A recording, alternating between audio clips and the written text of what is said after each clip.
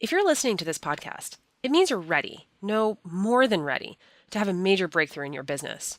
You're hungry for change and you're hungry for growth, and that's why you're feeding your mind right now with all this valuable information.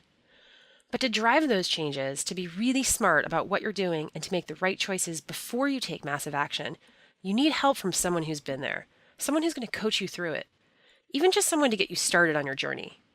That's why Tony Robbins is offering a free one-to-one business strategy session from one of his top business coaches, a $600 value, completely free, no strings attached. That's right. If you're listening right now, you can go to tonyrobbins.com/CEO and sign up for a free session with a member of Tony's team who's helped business owners like yourself overcome their obstacles and set them on the path to success.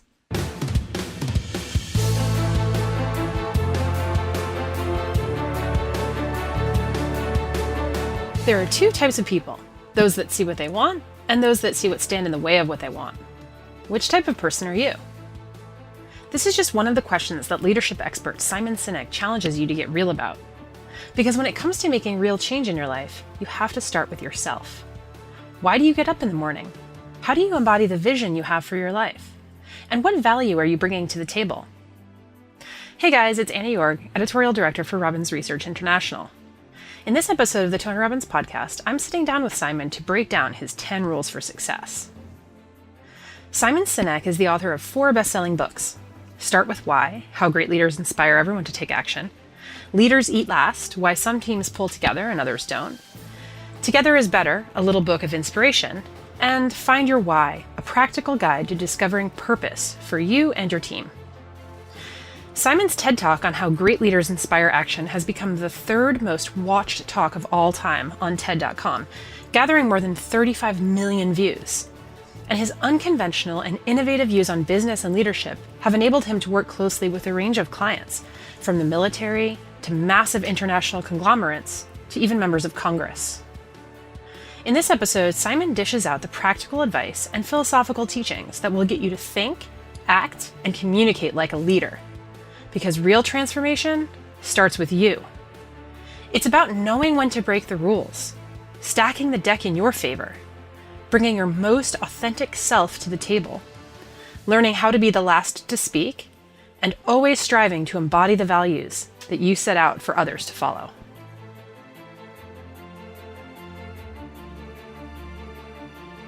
All right, well, Simon, welcome to the Tony Robbins podcast. Thanks for having me. Yeah. So I would love to go through something that we found on YouTube, very interesting. It's called Simon Sinek's 10 Rules for Success. And, we watched this and we were going through and we're thinking, wow, it's catchy. There's even like a still, it's got lots of views. I think it actually right now has 1.6 million views. And we were sort of wondering, it looks like a compilation from a fan, and this is not actually something that you created yourself, right? That is correct. I didn't make that. But I have to tell you, I'm so proud and I love that somebody did. I can't say that I'm surprised. I'm grateful and I'm proud, but I can't say that I'm surprised because this is what happens. Well, everything that I write about and talk about, when I talk about starting with why, how people join the movement and join the cause, and people invest their own time and energy to help spread the message. And I'm simply a messenger, and people are using my words to talk about what they want to talk about, So here's somebody who's interested in helping others succeed. Here's somebody who's interested in giving, serving people and giving content away. And the fact that they found some of my work useful in helping them spread their message, that's what's happening here. And I really love that. And it's happened before, the millennial thing that I did that also went viral online, which was crazy to watch happen. Mm-hmm. I did an interview, but it was somebody else who cut that one answer out of the long interview and put it on YouTube, and then somebody else put it on Facebook, and that's when it went viral. But I had nothing to do with it. and I absolutely love that. And I think it speaks to the point that when you have a purpose, cause, or belief, when you know your why, your responsibility is to preach and preach and preach and preach, and other people will join you in the spreading of that message. It's the people who are selfish. It's the people who are like, this is my content and you have to pay to use my content. Well, then no one else can do it but you. Yeah. So I have a very sort of open source view on my ideas, and I love that happened. Yep. And I love it. It actually kind of goes into one of the first ones. One of your 10 rules for success is Yeah, what are break my the 10 rules. what are my 10 rules Yeah, for well, the success? first one, according to YouTube, the ultimate authority, is break the rules. Oh yeah, absolutely. The there's a whole idea that the rules are there for normal usage, and the rules are there to sort of help guide us. Um, but but we have to know when to break the rules. And so what I totally reject is the flagrant breaking of rules simply to break the rules, or people who are difficult and break the rules and they like to wrap themselves in this. Well, I'm an entrepreneur, or I'm a rule breaker, or I'm an iconoclast, but not when you hurt other people. You know. So I'll tell you two quick stories. Both of them are true. It's actually a story that happened in the Air Force. So there's a simple rule in the United States Air Force that U.S. planes may not fly through Iranian airspace, right? Yeah. It makes it's a good rule. Yeah, very much. And there was a case of one KC-135 tanker where the crew actually got a little lost and accidentally drifted into Iranian airspace, right? This is bad, and they got in trouble. There's another story of a KC-135 where there was an aircraft that was running out of fuel, and they needed to get there because it's a tanker. They needed to get to that aircraft, and the quickest way to get to that aircraft was to just cut across the corner of Iranian airspace, right? Sure. As opposed to going around it. So they made the decision to cut across the Iranian airspace, and they did the right thing. Sure. Right? Well, people's And they lives knew were at that they- risk. So, I mean, and they that's knew a that they tracking might- force. They knew that they might get in trouble because the rule was broken. But the point is that the context matters. Like technically, they both broke the same rule, but not really, because one of them got lost, and the context of the other one is that they were trying to do the right thing to save the life of somebody else, right? Sure. So yes, I absolutely believe in breaking the rules, but not through stupidity, first of all, and also not just through flagrant violation for the sake of breaking the rules. There has to be a moral or ethical cause that's driving the breaking of that rule, which is why I believe in the idea of knowing your why, this purpose, cause, or belief that drives us. And we are entitled to figure every which way out to achieve our why and drive our cause, as long as it doesn't hurt anybody and as long as it doesn't get in the way of other people doing whatever it is they're doing. Sure. So do you believe, in a business context that somebody should pre-frame their audience when they go into, say, a meeting and they're brainstorming and they want to do something that's a little bit, outside of the ordinary, outside of the status quo? Do they lead with the why? Does that help people understand and help them socialize to the person's idea? Always, always. I rarely, if ever, go to a meeting where I don't say why I'm in the meeting. Sometimes I call the meeting. If it's my meeting, I say, let me tell you why I wanted to have this meeting. And I talk about my purpose and my cause and my vision. I imagine a world in which the vast majority of people wake up every single morning inspired to go to work, feel safe when they're there, and return home fulfilled at the end of the day. And the meetings that I will have are because I meet people or meet companies that I believe could help me work to achieve this vision, right? Yeah. And likewise, if somebody else called the meeting, I'll either ask, can you tell me why you called this meeting? And at some point, I'll say, let me tell you why I decided to come to this meeting. And I'll frame it in terms of my why. So there's always a context. And I'm very open about being selfish about it. Like, let me tell you, I'll say, I'm being very selfish. I want your help to build this movement. I want your help to help me build this world that I can imagine. I cannot do it alone. And I think some resource or IP that you have can help drive this a lot quicker. Sure. So I find that being very, very honest about something and setting the context gives me permission to break rules or do things a little differently for sure. Sure. So if you have a purpose, you have an outcome, a result that you want coming out of the meeting, going into it with that idea in mind, I mean, that certainly helps people help serve that, right? But in a larger framework, do you believe that everybody should have like a mission statement? Because you just stated yours very clearly. But I think if you asked a single person, anywhere, you'd say, okay, what's your mission statement? What's your purpose? I think a lot of people would find that very difficult to come up with. So what do you sort of help people understand that? Is there a process that you think people should go through in order to get to their why? For sure. I mean, this is what I discovered myself. I reached a point in my life where I lost my passion for my own work.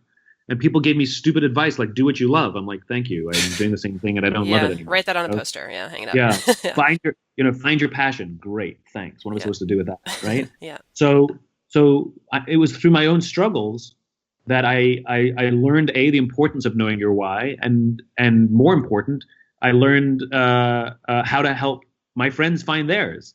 And my friends asked me to help their friends find theirs. And I used to do it for $100 on the side. Absolutely, you have to know your why. That's what I wrote in Start With Why. That's what absolutely I believe in that. And there is a process. And I can, there's a couple ways. We actually have a thing on our website at startwithwhy.com, which is a why discovery course.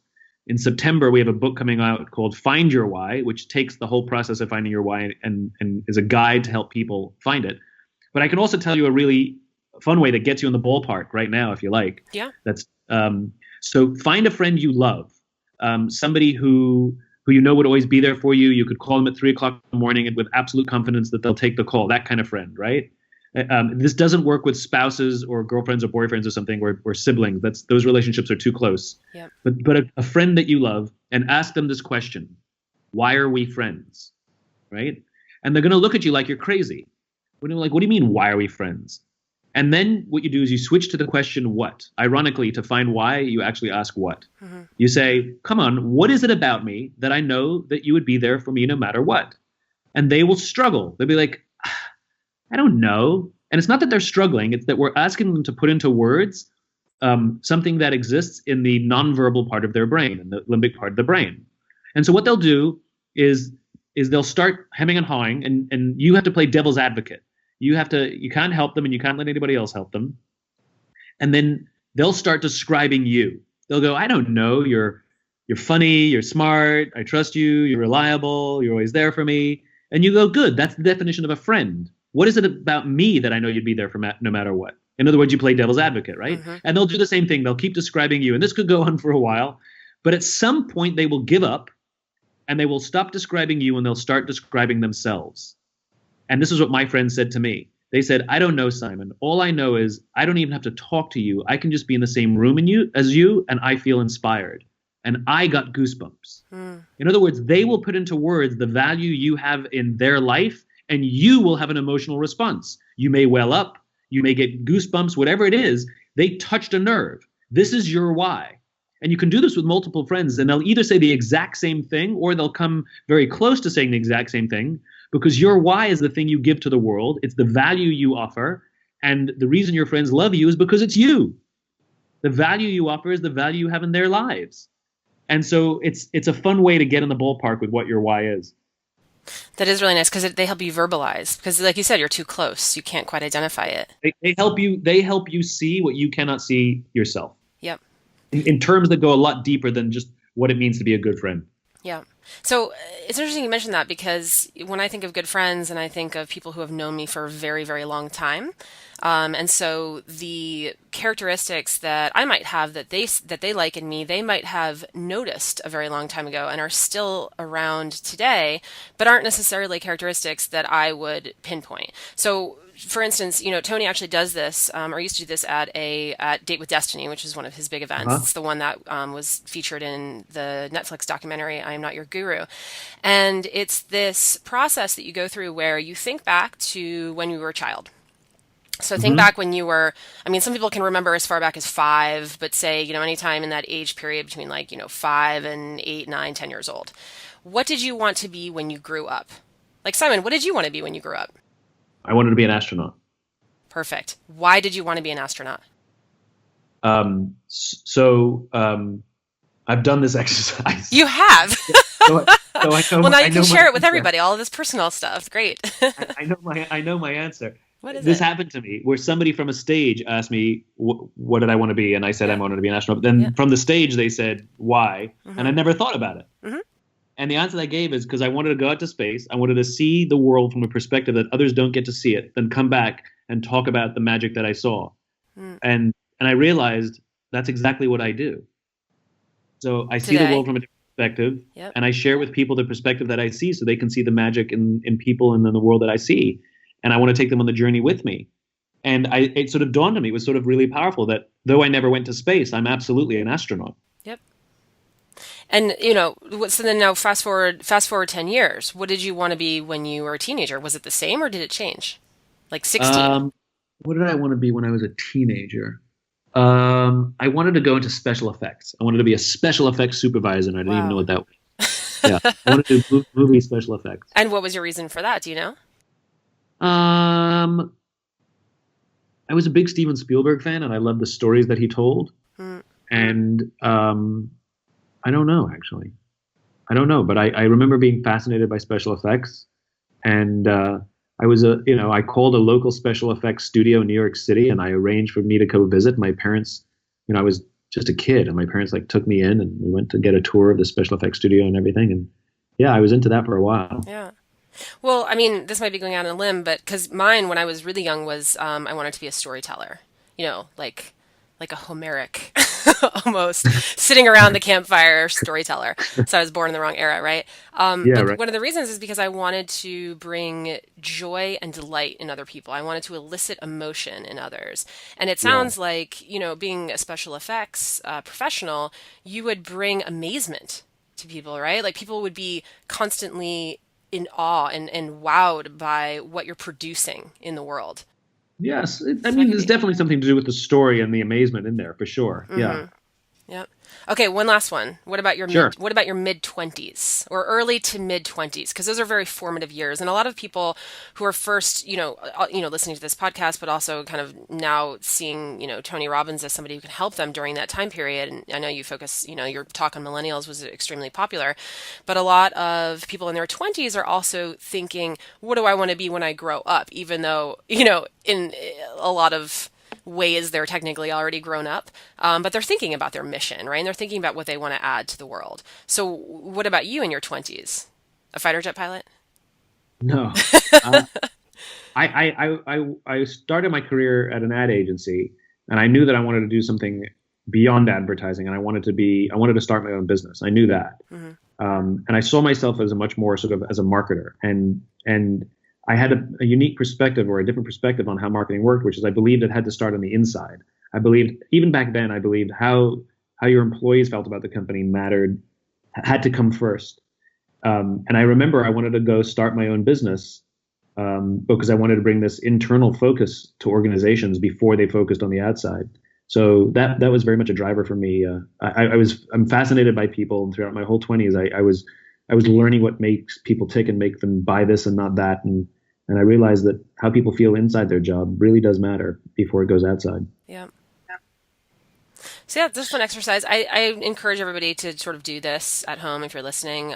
It's really interesting just looking back on what your values, what your mission statement was when you were younger, and seeing how what you're doing today is or is not aligned with your why, right? Yeah, it's so true. Yeah. So Simon, you mentioned that you spent a lot of your 20s sort of taking input, right? Like listening and observing. And one of your 10 rules for success is be patient. The things worthwhile in life take time. And the Yeah, other one is the be the last to speak, right? So yeah. learning to listen. Can you elaborate a little bit on either of those? Sure. So the last to speak. We're often told, everybody's told, you have to listen more. You have to listen more. You have to be a better listener. You got to learn to listen. Well, everybody's always telling us we have to learn to listen, right? But at the end of the day, we're social animals, and communication is two ways. We listen and we communicate. We listen and we speak, right? That's how communication happens. And and I think it's a better way of framing it comes from a story that I heard about Nelson Mandela. Nelson Mandela is an important case study in the world because he is universally regarded as a great leader. Different people are viewed by different nations in different ways, but Nelson Mandela was universally and is universally regarded as a great leader, right? So he was actually the son of a tribal chief, and a journalist once asked him, "How did you learn to be a great leader?" And he explained how when he was a kid, he remembered going to tribal meetings with his father, and he remembers two things: one, they always sat in a circle. And two, his father was always the last to speak. And I think that is a better way of framing being a better listener, which is to practice being the last to speak. Because so often, even well-intentioned leaders, they walk into a meeting and say, "Hey guys, this is what's happened. Here's the problem. This is what I think we should do, but I'm interested in what you have to say." It's too late, right? So there's a skill set that comes from when everybody else is speaking that you don't agree or disagree. You don't give away what you're thinking, but rather you take in all the input and you ask questions to better understand where their perspective comes from. And at the end, not only do you help make everyone feel heard, but you actually get the benefit of all their thinking. And so I like the idea, instead of telling people you need to be a better listener, I like to say to people, you need to practice being the last to speak. I think it's a better framework. Yeah.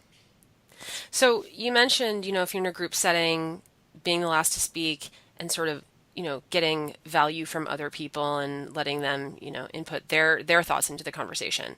And one of your 10 rules is stack the deck, right? So surround yourself with people who want to be with you, be in an environment that highlights your strengths. What if you walk into that room and you're the last to speak, but the people in that room aren't necessarily upping the ante, if you know what I mean, right? So how do you, let's say you're a business owner or you're in a corporate environment, how do you stack your deck? How do you make sure that the people in that room are going to, have the ideas that are not worth listening to, but that are going to essentially build something greater? Right. What's kind of like a dream team? I mean, Charles Duhigg does a lot of work, right, with group dynamics and what's the best group dynamic. And I know Google has done a lot of studies on this, but what's your sort of approach to creating that group? So stacking the deck means putting yourself in a position of natural strength, right? It means not trying to convince people that they need to do business with you, but rather inspire people to do business with you. So a long time ago, when my career was just starting and I had no books, no TED Talk, no nothing, I remember, my work was starting to get some traction and people would introduce me to somebody. And this is a true story. I was on the phone with a potential client and he said to me, convince me why I should hire you. And my answer was, don't, right? Oh. Because basically somebody who's forcing me to defend my work, forcing me to convince him why I should hire me, that means I can flash forwards and everything I recommend, he's going to say, convince me why I should do this, as opposed to wanting to learn my perspective, right? So I'm a great believer of following the law of diffusion of innovations, which is I want to surround myself with the early adopters, the people who believe what I believe. They may not agree with the tactics. They may have differences of opinion. They may not think that I've got a fully baked picture, but they're like, you're onto something. I think there's something really interesting here, and I would love to work with you and see what we can do. Who understand that it's an imperfect process. And that's what stacking the deck means. It means working with people who are more likely to work together with you rather than forcing you constantly to defend everything you say and everything you do. In other words, it's based on trust and common values. That's what stacking the deck means. It's the same mentality as hiring for culture, not just for skills. It's the same mentality, which is you're stacking the deck that someone will more likely work out of love and passion and will work hard to solve the problem rather than just keep demanding more money or criticizing or being a thorn in the side just because they happen to be high priced and have some skill set that they help somebody else do, Yeah. Yeah. You mentioned if they believe what you believe, they'll put their blood, sweat, and tears into it. That's exactly right. So that's what stacking the deck means. It doesn't mean cheating. What it means is putting yourself in a position where success is a more likely scenario simply because you've surrounded yourself with people who believe what you believe and share your vision and share your values, or you share theirs, and working with clients who feel the same way. And that doesn't mean that you can't explain your work, but when somebody says, convince me why I should hire you, then don't hire me, you know? Yep. Yeah, and you mentioned, when you work with clients too, you need to have that same belief system. And I think a lot of times, especially when people are first starting out and they're working with, third parties, or let's say they're trying to, sell their own services, they keep saying yes, right? And one of the, we have a whole thing, Tony Robbins, we use the power of no, learn when to fire your clients or not accept the job to begin with. And one of the things, and especially, young people run into this all the time, but they tell people what they think they want to hear. And that's one of your rules is you need to be authentic. So in some cases, I think people do that and it, kind of backfires on them early on, but in the long run, it pays off. Do you have any examples of that or, sort of expand on that? Yeah. So being authentic, it's a word that's thrown around too much, right? And so it's lost its meaning. Sure. But what it really means is saying and doing the things you actually believe. And being honest is actually really easy. All it means is you tell the truth. That's it, right? And that doesn't mean you have to be mean. People keep talking about brutal honesty. Nobody says honesty has to be brutal. It just has to be true. Yep. So when somebody says, do I look fat in these jeans? You can say, I like the other jeans on you better. right? Yeah. It's true and it's honest, but it's not mean, right? Well, it has to be constructive, right? It has to be It constructive, further right? purpose. Yeah. Exactly right. So, I think when we talk about being authentic, what it means is not trying to bend ourselves in knots and pretend something we aren't simply to land their business. That's like, saying you love the ballet because you're out on a date with somebody who loves the ballet when really you hate the ballet. Mm-hmm. It's good. The truth will always be revealed in time. So why not just out with it in the early days, know? Yep, absolutely. Because all you revealed later on is that you lied. Yep. That's it. Yep. And then you become untrustworthy. Then you become, well, at least somebody will doubt, it becomes selfish, doesn't it? I lied so I could win the business. Sure. Yeah, that benefits you, but I'm in the equation as well. You weren't trying to help me with whatever your service was. That's all you saw me with was as a dollar sign. You just saw me as, it's like that Looney Tunes cartoon where, Daffy Duck's really hungry and he looks at Bugs Bunny and he looks like a turkey. Yeah. He transforms. Yep. It's all about perspective. And what you need. You just see, that's all you see. You see me as a dollar sign. I thought you were trying to help me, So it's inauthentic and disingenuous. Yeah. So as part of that too, is I believe accountability, right? So one of your tips is take accountability. You can take credit for the good when you also take accountability and you take blame for the bad. What is maybe an example of something in the workplace or for a business owner that you think where that principle is applied? So it's really funny. Like I have a friend who invests money. And if he does well, he'll tell me it's because he's a genius. And if he does badly, he'll tell me because it's the market. It's somebody else's fault. Yep. It's somebody else's fault. Yeah. So you can have it both ways. You can either be a genius or an idiot, right? Either one of those. I was a genius, I was an idiot, or I was really lucky, I was really unlucky. The market went in my favor, the market didn't go in my favor. But you can't mix and match the logics, Mm-hmm. So you can either be lucky or unlucky, or you can be a genius or an idiot. And I think that's all it means. That you can accept credit for when things go well if you're willing to say, ooh, my bad, when things go wrong, Sure. But I think you have to earn that right. And accountability just means you take responsibility for your actions. That's what it means. And so if something goes haywire, well, I mean, you see this in leadership a lot. You see someone struggling, and instead of yelling at them, you say to them, you know what, my bad. Mm-hmm. I didn't give you enough training, or I assumed that you knew more than you did, and that's my bad. My bad. I am so sorry to put you in a situation where you were more likely to do badly. I feel awful, as opposed to yelling and screaming. Yeah. Well, because then they'll go into fight or flight, and then also they'll get defensive. So it's a good way to And look, there are times when discipline is fine, and there are times where somebody did screw up, and there are times where but it's amazing how often that when something goes wrong, it's amazing how the person who's in the position of authority takes no responsibility in that. Like, think about hiring and firing, right? We hire somebody thinking they're amazing, they don't work out, and then we tell them that they're stupid and that they're idiots and their performance is down, and we fire them. Well, do we take no accountability that we completely misjudged the situation, or maybe hired them based on all the wrong factors?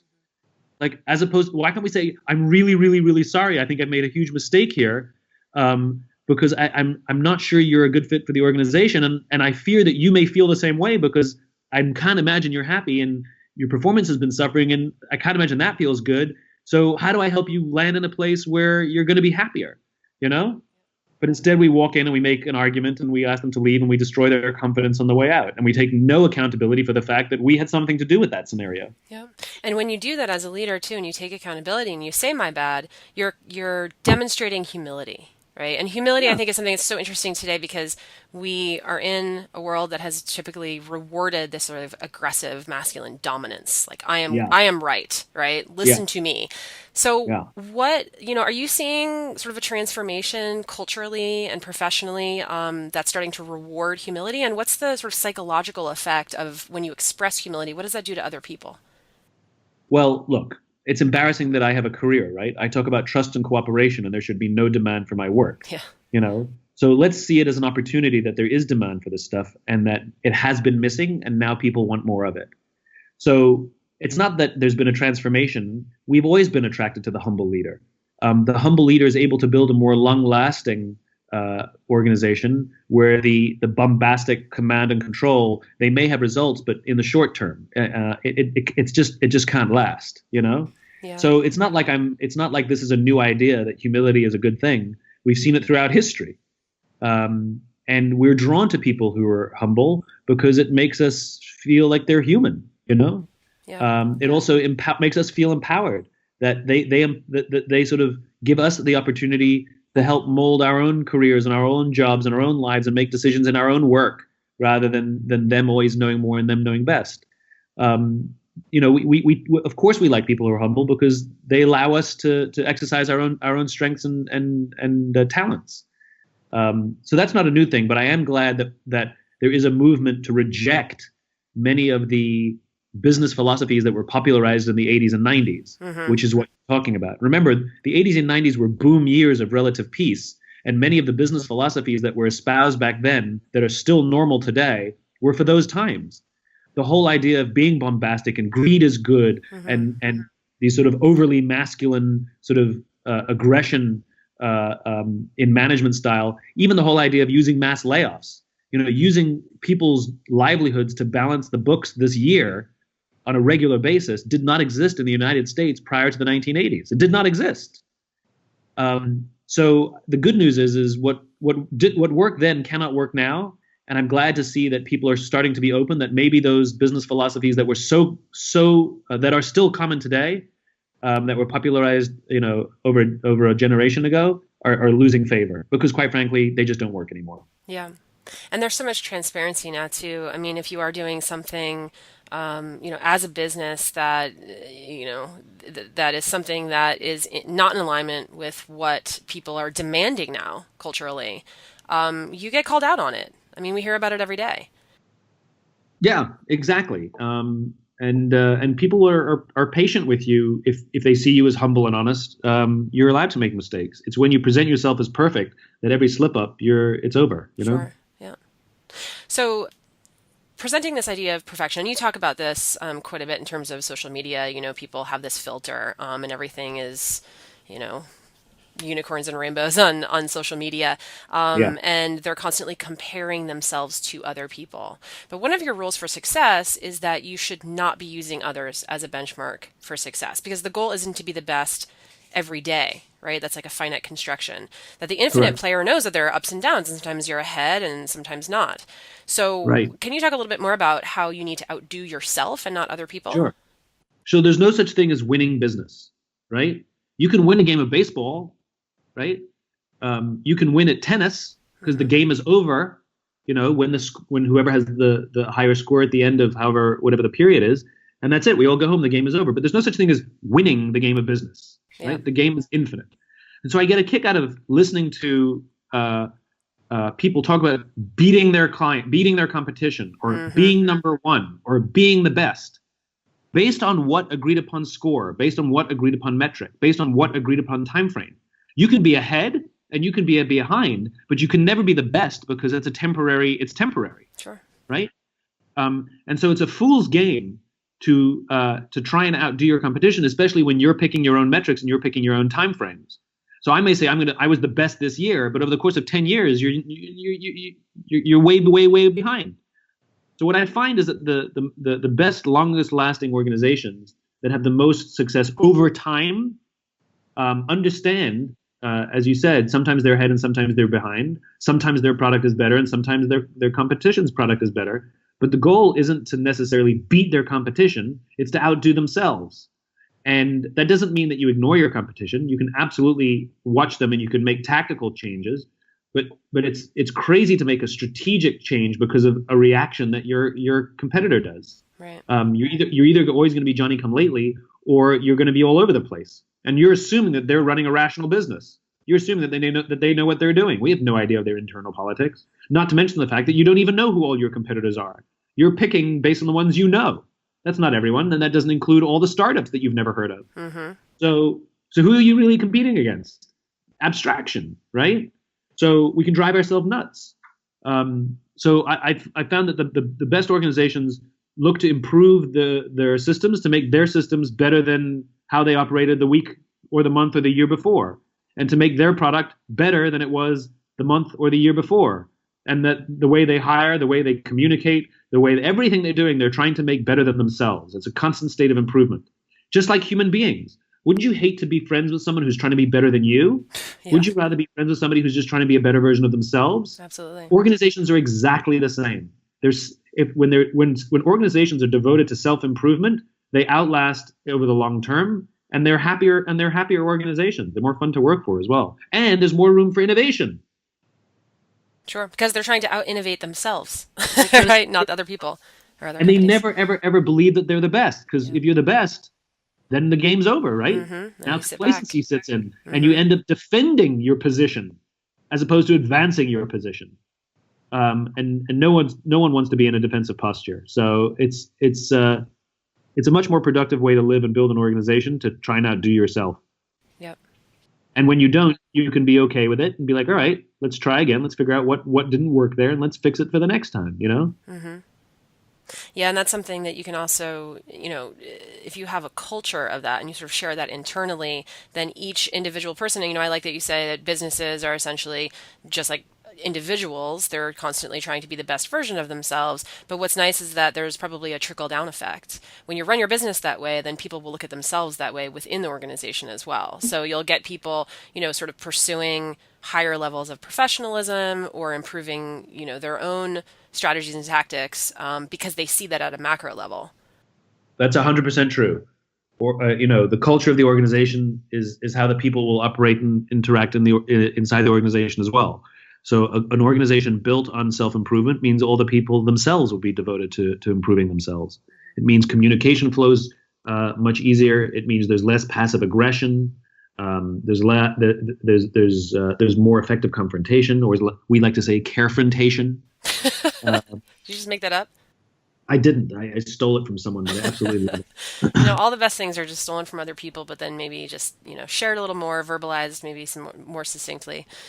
It's interesting you talk about, competition and, internal culture sometimes being not necessarily healthy. And today, the combination of that internal and external pressure equals stress, right?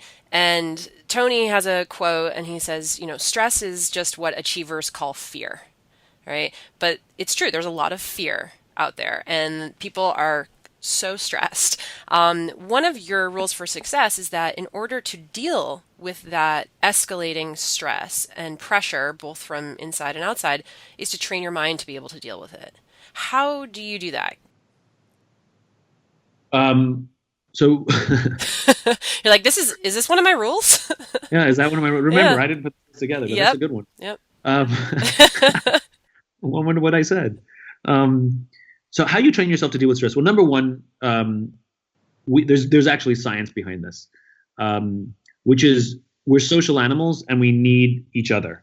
And so the stronger our relationships, the better capable we are to deal with stress. This is why people who are in happy relationships actually live longer than single people, believe it or not. Mm-hmm. This is why happy people have lower rates of cancer, heart disease, and diabetes than people who aren't happy. Sure. And It's the secret the to biology, longevity is happiness. Yeah. exactly. And the secret to happiness is relationships. It's when we feel that someone has our backs. It's when that we feel loved and that we get to love. It actually is a good thing. And there's something to be said for coming home stressed and being able to say to somebody, "Can I tell you about my day?" And they sit there and they listen, and you feel heard and you get it out. So relationships are key to dealing with stress. And the other part is, if you're in a leadership position, you have to take responsibility for the people who work in your company, right? Mm-hmm. People talk about work-life balance. Well, work-life balance has nothing to do with how much yoga we do. Yeah. The imbalance we feel is that I feel safe at home, but I don't feel safe at work. I don't trust my boss. Interesting. Yeah, I never thought of it that way. Yeah.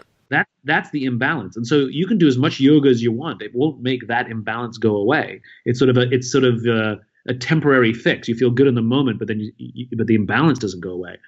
People who have balance find that they have really good relationships in their personal lives, and they have really good relationships with their colleagues and their superiors and subordinates. Yeah. And it's not like it's like a family. It becomes a family. Sure. We actually love each other, cry together, care about each other. We fight like brothers and sisters, where we may scream and yell, but nobody fears losing their job. Mm-hmm. And it's a very healthy environment. So that's what the imbalance is.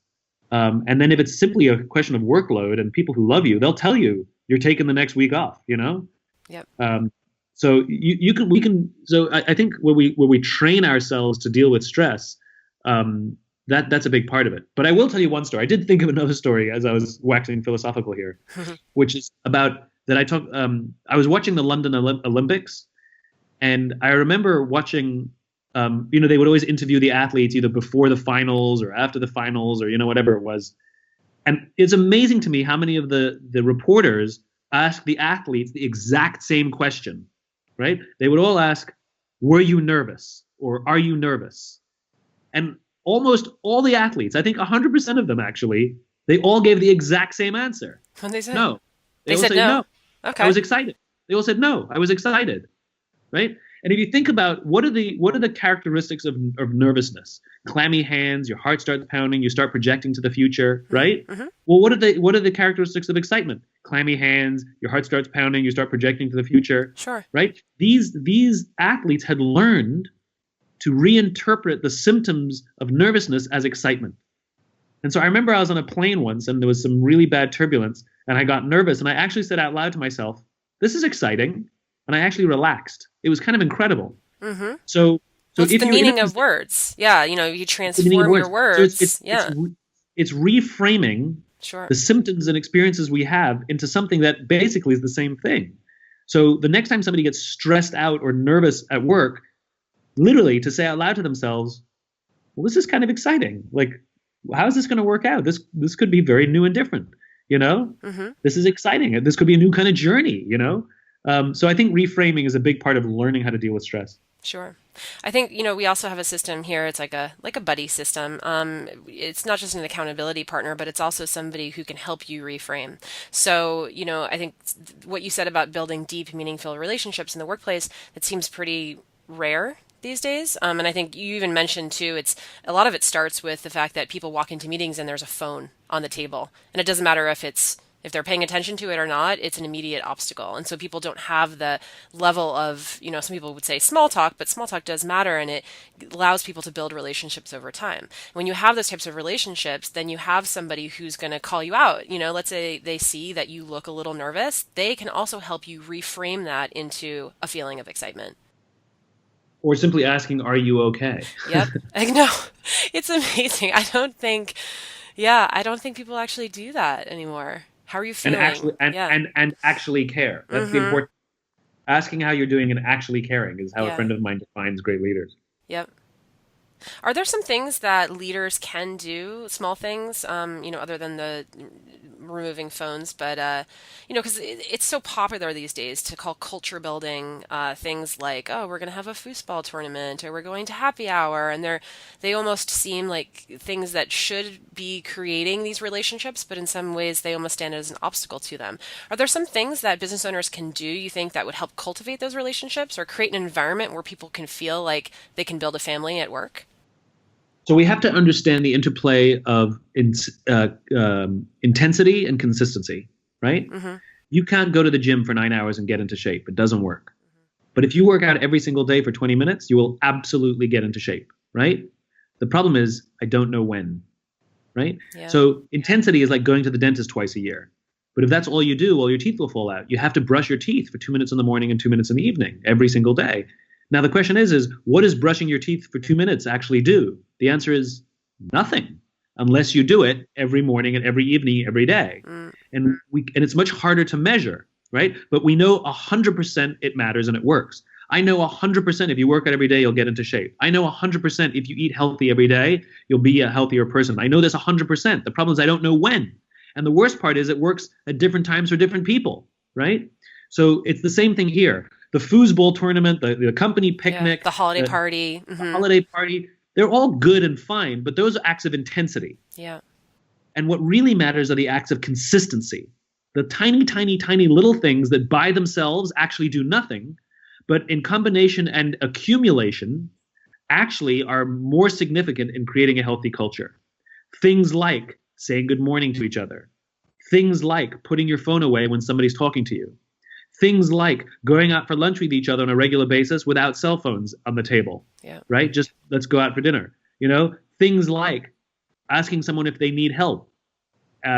Things like if you're the last person to have a cup of coffee, you make the next pot, even though nobody was there to see you do it. Things like roaming the hallways if you're in a position of leadership and just checking in on people, seeing if there's anything they need to do their jobs better.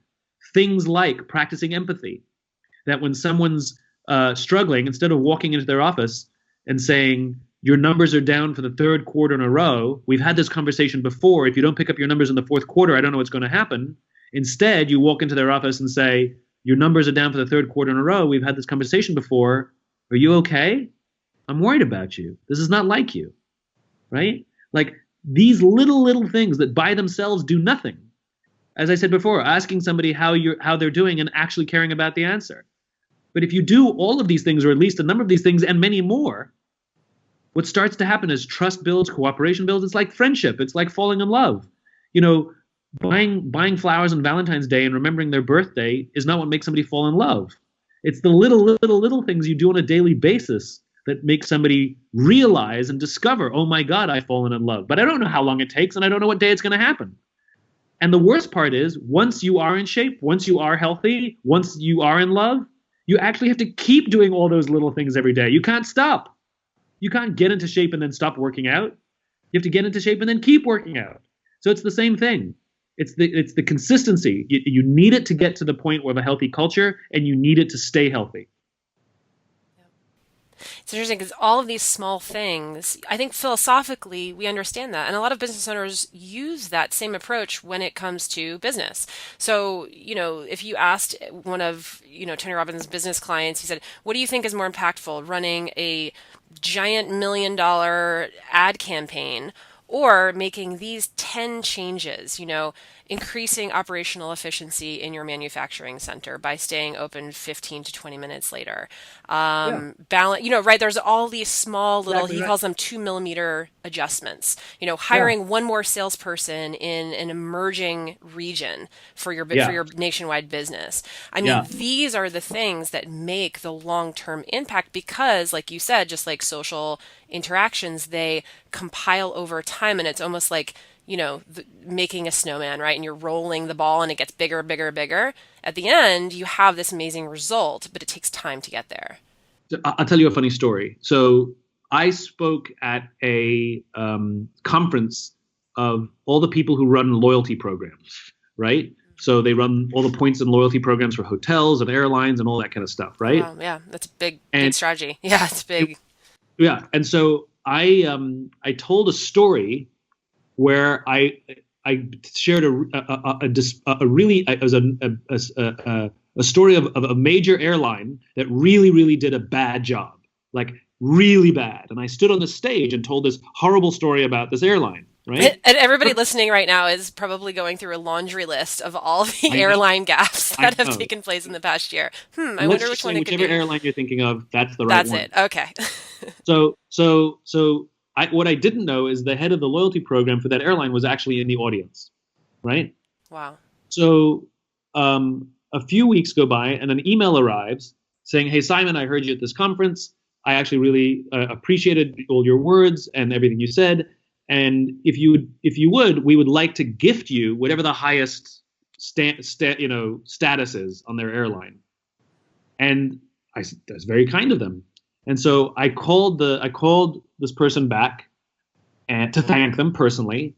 And I said to them, listen, I'm really grateful that you're giving me this status, but I know why you're giving it to me. You either want me to feel nice about you so I'll start telling nice stories about you, or you want me to shut up telling the bad stories. I said, here's what I don't understand, right? You are trying to solve the problem of somebody like me going out there telling bad stories about your airline, right? By taking care of me and showering me with gifts. I don't even fly your airline, right? I said, here's a better way of doing it. Why don't you do the hard work of taking care of your customers, and then I won't have any stories to tell. I said, or even if what I suffered was an anomaly and I still tell my story on the stage, everybody will just say, oh, you probably just had one bad experience. They're not like that, right? Like if I tell a bad story about Southwest Airlines, nobody's going to be like, yeah, everyone's going to be like, well, you probably just had a bad experience, right? Because they're consistently good. Yeah. So if you're just consistently, why don't you invest in little things about taking care of your customers, and that's how you can cut me off at the knees, right? Not by showering me with gifts. So it's exactly what we're talking about here, which is, unfortunately, it takes longer, and it's the consistency. We don't know exactly when it's going to work, but it's much more effective, and the impact lasts much longer. So I'm all about focusing on doing the right thing lots of times, rather than trying to sort of cheat the system and just do it once or twice with big things. Sure. Yeah, looking at sustainability as opposed to the quick fix and that sort of, Right. hacking mentality. Yeah, and the intensity is fine. Like, the big stuff matters, but not when it's the only thing. Right. Yeah. Well, Simon, we've gone through your 10 rules of success, and it's obvious you have a lot more. So I would love to maybe point this audience toward where they can learn more about your past work. And also, you had mentioned a few upcoming projects. So maybe just a little reminder of those. Sure. I'm on all the usual places: LinkedIn, Facebook, Instagram, Twitter, what else? Websites, all the usual. The usual. Yeah, just Huge. Google your name. Yeah. Yeah, I'm in all the usual places. We have a great website, startwithwhy.com, that has a whole bunch of resources, and it's got a great media library. So if you want to go see, I think we have a compilation of Simon's greatest hits, and a couple books coming out. I have a book called Find Your Why, comes out in September, which I'm really excited about. It sort of picks up where Start With Why left off. I made the case for this thing, the why, and now this book brings it to life. Great. Yeah, and for all the business owners listening out there, these are the types of things too that make great gifts for your employees. I think it's one of those things that if employees feel supported in understanding their purpose and how it is in alignment with the organization, that does build a long-lasting relationship. So I know there's actually somebody right here who was gifted Start With Why, and he was like, wow, it shows a lot of thoughtfulness and respect for that person's sort of individual aspirations. So just something to throw out there for you guys. Thank you. Yeah, I actually wrote a book to be given as a gift. There's a book I wrote called Together is Better. Oh, right. It's very visual, right? Yeah. And the first page says to and from. I actually wrote it to be given as a gift. Wow. It's to be given as a gift to people who you want to say thank you to inspiring you, or people you want to inspire. So yeah, I'm all about the acts of gratitude. Yeah. Great. Well, Simon, thank you so much for your time. This has been extremely insightful and enjoyable. So. Oh, thanks so much. Feelings mutual. Thank you so much. All right. The Tony Robbins Podcast is directed and hosted by Tony Robbins and Mary Buckheit. Annie Org is our editorial director and occasional host. The podcast is produced by Carrie Song and Tyler Culbertson. Jamie Carvajal and Adriel De La Torre are our digital editors. Special thanks to Diane Adcock for her creative review. Copyright Robbins Research International.